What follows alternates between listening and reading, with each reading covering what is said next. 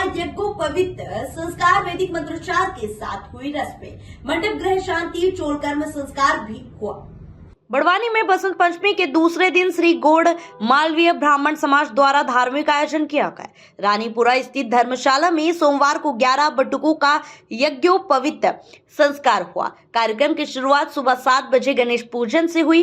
पंडित रामचंद्र शुक्ला, पंडित राकेश पुरोहित और पंडित दिनेश पुरोहित के आचार्यत्व में वैदिक मंत्रोच्चार के साथ सभी धार्मिक विधियां संपन्न कराई गई। कार्यक्रम में मंडप ग्रह शांति, चूल कर्म संस्कार और यज्ञोपवीत संस्कार की रस्में क्रमशः सुबह 8:30 बजे, 9 बजे और 10 बजे संपन्न हुई।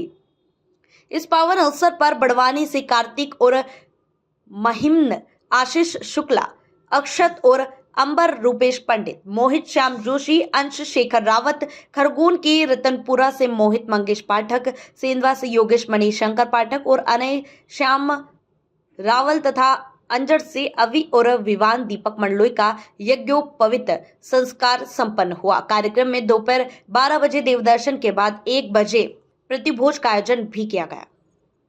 क्या नाम आपका? राकेश मणिशंकर पुरोहित। आज जनेवा कार्यक्रम हो रहा है। हाँ, आज यहाँ पर श्री गौड़ मालवीय ब्राह्मण समाज में सामूहिक यज्ञोपवीत कार्यक्रम, हाँ, उपनयन कार्यक्रम, यज्ञोपवीत कार्यक्रम बोलते हैं, और चोल कर्म संस्कार भी हो रहा है। ये हमारे हिंदू समाज में ब्राह्मण समाज के 16 संस्कार जो होते हैं, उन संस्कारों का लोप हो रहा है। उनमें से चोल कर्म और उपनयन संस्कार, जिसको यज्ञोपवीत बोलते हैं, ये सामान्यतः प्रत्येक परिवार करवाता है और उसी की वेला में यहाँ पर सामूहिक उपनयन संस्कार हो रहा है। उपनयन संस्कार जो है करने से बच्चा ब्रह्मत्व को प्राप्त करता है, यज्ञ करने का अधिकार प्राप्त करता है। ब्राह्मण मतलब कहलाने के लिए, जैसे ब्राह्मण अपने अपने कुल में अपने अपने संस्कार होते हैं, इसी प्रकार से ब्रह्मत्व और ब्राह्मण जब भी माना जाता है जब उसका जनेऊ संस्कार होता है।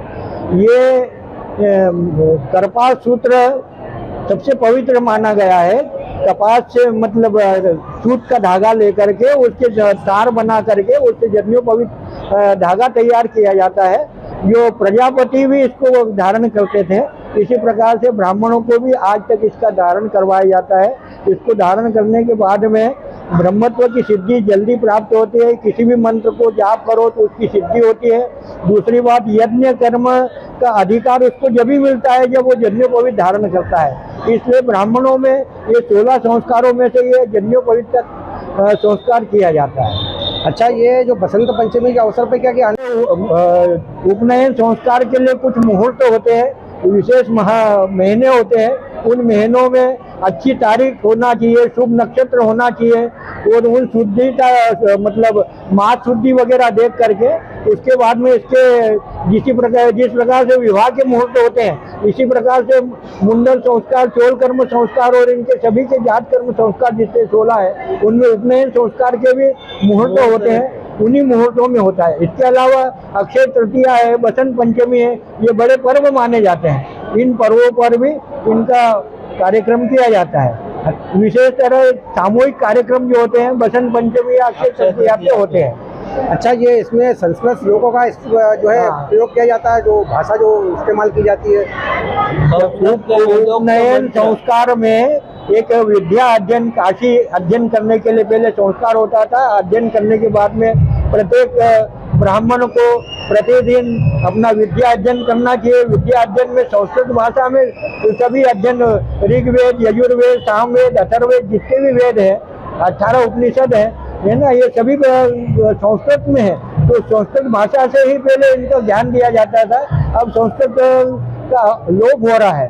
तो जैसा भी बनता है, जितना भी बनता है, कम से कम गायत्री मंत्र का जाप है, उपनिषद है, वेद है, इनके कुछ भी मंत्र जितने हो सके संस्कृत में इनका अध्ययन करना चाहिए।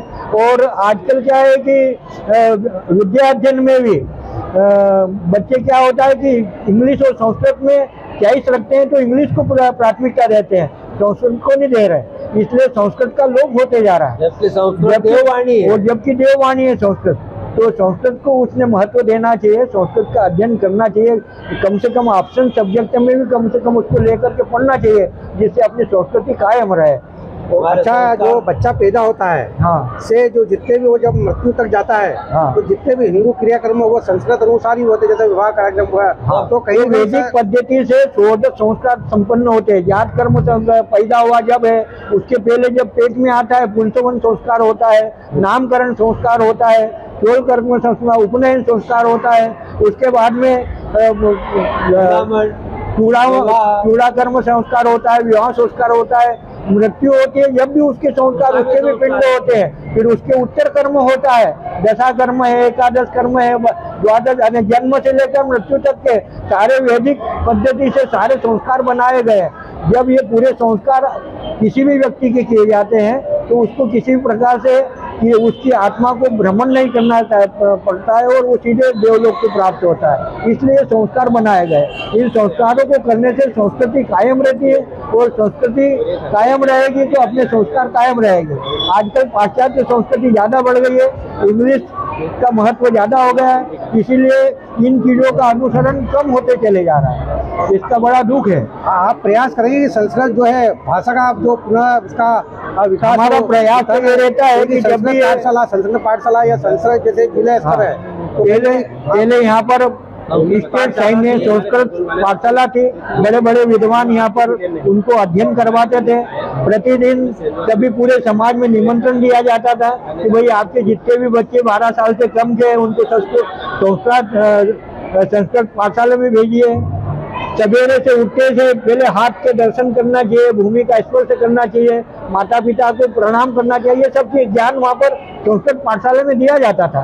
भोजन करते वक्त भोजन का मंत्र बोल करके भोजन करना चाहिए, अपुसान बताना चाहिए। अपुसान 3 लोगों की बलि होती है, उसको अपुसान बोलते हैं, तो वो उसके बगैर भोजन ग्रहण नहीं होता है। ब्राह्मण को अधिकार है कि वो तीनों लोगों का पहले भोजन कराए, उसके बाद भोजन करे। तो इसी प्रकार से सारे संस्कार वगैरह वहाँ पर संस्कृत पाठशाला में सिखाए जाते थे। अब वो संस्कृत पाठशाला भी वहाँ से हट गई है। संस्कृत पाठशाला को पहले सरकारी उसमें ले लिया था, उसके बाद में यहाँ से बिल्कुल हट गई है। और ये समाज द्वारा जो मतलब संचालित की जाती थी वो अब बंद हो जाने से, शासकीय होने से वहाँ कुछ लोग जाते हैं, कुछ जाते नहीं है, और उसका धीरे से लोप हो रहा है। हमारे प्रयास तो यहाँ है कि यहाँ पर चालू करें। हमारे राणा साहब से हमने हमारी पाठशाला वापस मांगी भी थी, कोर्ट में केस भी लगाया था, लेकिन किसी कारणवश वो प्राप्त नहीं हो पाई और वो किसी थर्ड व्यक्ति को बेच दी गई। वहाँ बड़े बड़े कॉम्प्लेक्स बन गए। इस चीज का बड़ा दुख है हमको। इसका प्रयास जारी है। और अच्छा, हिंदू धर्म के अंदर अन्य समाज के लोग भी आते हैं। हाँ। यदि वो जैसे अभी कुछ गायत्री परिवार के माध्यम से ब्राह्मण धर्म जो अपना रहे हैं, तो इसमें कोई बंधन है कि कोई वयम राष्ट्र जागरायाम पुरोहिता, इसका मतलब ये है कि जो राष्ट्र का हित चाहता है वही ब्राह्मण है, वही पुरोहित है। तो आजकल क्या है कि ब्राह्मणों ने अपना कर्म छोड़ दिया है, और जो गायत्री परिवार है उसमें जिन लोगों को भी जनेऊ धारण करवा दी जाती है और वो ब्राह्मण का कर्म करके एक अच्छा कार्य कर रहे हैं, इसके लिए सराहना होना चाहिए कि भाई कम से कम कर्म तो बचा हुआ है, वो कर्म चारों ओर उनके करवा रहे हैं और वो जो कर्म हो रहा है वो अच्छा हो रहा है। ब्राह्मणों का भी कोशिश है, लेकिन ब्राह्मण क्या है कि जीवोपार्जन करने के लिए उनको इतना पैसा बरोबर उपलब्ध नहीं होने से वो आजकल नौकरी के पीछे भग रहे हैं। पहले ब्राह्मणों का कर्म नहीं था कि नौकरी करे, उनका कर्म मात्र ये पूजन पाठ करवा करके ही अपना उदर पोषण करने का कर्म था। लेकिन अब क्या हो गया है कि उदर पोषण की व्यवस्था नहीं होने से उनको नौकरी पे जाना पड़ता है। नौकरी पे जाने से उनके बच्चों को भी वैसे ही तामील दे रहे हैं, इसलिए इससे लगाव उनका दूर होते जा रहा है। अब उसके जैसे ईश्वर की इच्छा होगी वैसा कर्म होगा। क्या परिचय है आपका? मैं जिला अध्यक्ष श्री गौड़ मालवी ब्राह्मण समाज, मेरा नाम शरद रावत। आज क्या कार्यक्रम हो? आज सामूहिक निःशुल्क चोल संस्कार एवं उपनयन संस्कार 11 बच्चों का जो है किया जा रहा है, निःशुल्क किया जा रहा है। तो समाज के जो है सभी इकाइयों के सदस्य सम्मिलित हैं और सभी दूर से यज्ञ प्रयोग के लिए बच्चे आए हैं। समाज जन सभी इकट्ठे हुए हैं और ये बड़ा समाज का हरपन इकाई के बाद बड़ा आयोजन हमारा बड़वानी जिला द्वारा किया जा रहा है। और इसमें जो है समाज के सभी जनों ने बढ़ चढ़ के सहयोग दिया है और कार्यक्रम सफल हुआ है। कुल कितने लोग जनों को धारण करवाया जा रहा है यहाँ पर 10 बच्चे हैं, 11 बालक हैं, पर 10 जो हैं जमील वाले हैं और एक जो है उछल करने वाला है। तो ये संस्कृत लोगों के अनुसार होगा? ये सब विधि विधान से और पंडितों आचार्यों द्वारा जो है, श्रेष्ठ आचार्य जो बड़वानी के हैं उनके द्वारा ये पूजन किया जा रहा है और पूर्ण रूप से जो है भारतीय संस्कृति के विधान अनुसार आयोजित हो रहा है। अच्छा, संस्कृत श्लोकों के अनुसार होगा? संस्कृत के अनुसार होगा। कहीं न कहीं संस्कृत भाषा विलुप्त हो रही है। तो आप जिला अध्यक्ष को प्रयास करें संस्कृत भाषा की, संस्कृत पाठशाला तो बंद हो गई हो। हमारी योजना ये है कि पूरी जिले की इकाइयों में जो है धर्मशालाओं का निर्माण करना और धर्मशालाओं में जो है एक कक्ष आगे संस्कृत के जो है हमारे आचार्यों के द्वारा वैदिक शिक्षा दी जाए। ऐसा आयोजन आगामी 1-2 वर्ष में हम करने जा रहे हैं। आप प्रयास करेंगे जिले में जो संस्कृत पाठशाला खुले, विश्वविद्यालय खुला जाए? मतलब इसके लिए जो है हमने काफ़ी पत्र व्यवहार किया है, प्रयास किया जा रहा है। हमारे आशीष भाई जो हैं वो इसमें अभी मुख्य जजमान हैं, ये संस्कृत के टीचर हैं और शासन के द्वारा नियुक्त हैं। इनके द्वारा और हमारे पूरे समाज के द्वारा ये प्रयास किया जा रहा है कि संस्कृत के विकास के लिए जो है ज़्यादा से ज़्यादा कार्य किया जाए और पूरे जिले में जो है धर्मशालाएं खोलकर वहाँ पर एक कक्ष में आचार्यों द्वारा बालकों को वैदिक शिक्षा दी जाए। कहीं कहीं जैसे गायत्री मंदिर भी है, जहाँ पर भी जो संस्कृत का वो होना अनिवार्य, मतलब तो इसके लिए आप प्रयास लगातार करते रहिए। या केंद्र सरकार से मांग करेंगे कि इसको शामिल किया जाए, जैसे संस्कृत है शामिल तो है और वो आगे बढ़ाने के लिए आप प्रयास करेंगे? हमारी आगे की जो योजना है वो ये है कि वैदिक कार्यों के लिए, जैसे कि हम नर्मदा किनारे पर जो है वहाँ सामूहिक जनेऊ उपनयन संस्कार के बाद जो है श्रावणी कर्म होता था, वो कर्म हम वहाँ करते थे क्योंकि शासन से हमने मांग नहीं उस समय करी थी, जो हमको जमीन उपलब्ध नहीं हुई। अब श्रावणी कर्म के लिए जो है हमारी ये जमीन नर्मदा किनारे दूध में चली गई है, उसके लिए हम शासन से मांग कर रहे हैं। इसके लिए हमने आवेदन तैयार रखे हैं और आगामी मीटिंगों में सबका हस्ताक्षर करके आवेदन देना है और हम प्रयासरत हैं कि हमारे जो है वैदिक कार्य के लिए और श्रावणी कर्म के लिए शासन हमको जमीन नर्मदा किनारे पर उपलब्ध कराए। हिंदू धर्मानुसार जो है बच्चा जन्म लेता है, से मृत्यु जब होती है, कहीं न कहीं जो है संस्कृत श्लोक का विधि विधान से उसका कर्मकांड से लेके जितना भी पैदाइश से लेके, तो इसके लिए आप प्रयासरत रहेंगे?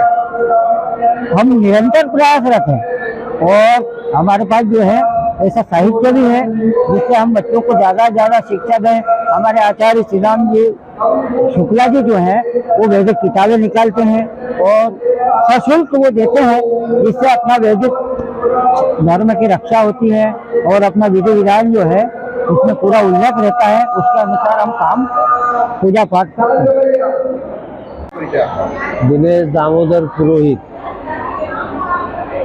आज एकत्रित कार्यक्रम हो रहा है जी, क्या विशेषता? आधुनिक समय में षोडश संस्कार के जो हमारा पहले षोडश संस्कार कार्यक्रम चलते थे, उनमें अब विवाह संस्कार को ही प्रमुखता दी गई है और विवाह को ही हमने प्रमुख मान लिया। बाकी हमारे दूसरे उपचार, षोडश उपचार में से सब कार्यक्रम लोप हो रहे हैं और ब्राह्मण के लिए बहुत अनिवार्य है। लेकिन हमारे समाज के विप्रजनों के सहयोग से ये सामूहिक कार्य किया है, जिससे इनमें ब्राह्मणों को अपने ब्राह्मण कर्म पे बल मिले, तेज बने और संस्कृत भाषा का भी उत्थान हो। इस आशा से हमने समाजजनों ने, हमारे विप्रजनों ने कार्यक्रम का आयोजन किया। JTV न्यूज से जुड़े रहने के लिए हमारी खबरों को लाइक और शेयर करें, हमारे चैनल को सब्सक्राइब करें और अपडेट रहे हर छोटी बड़ी खबरों से।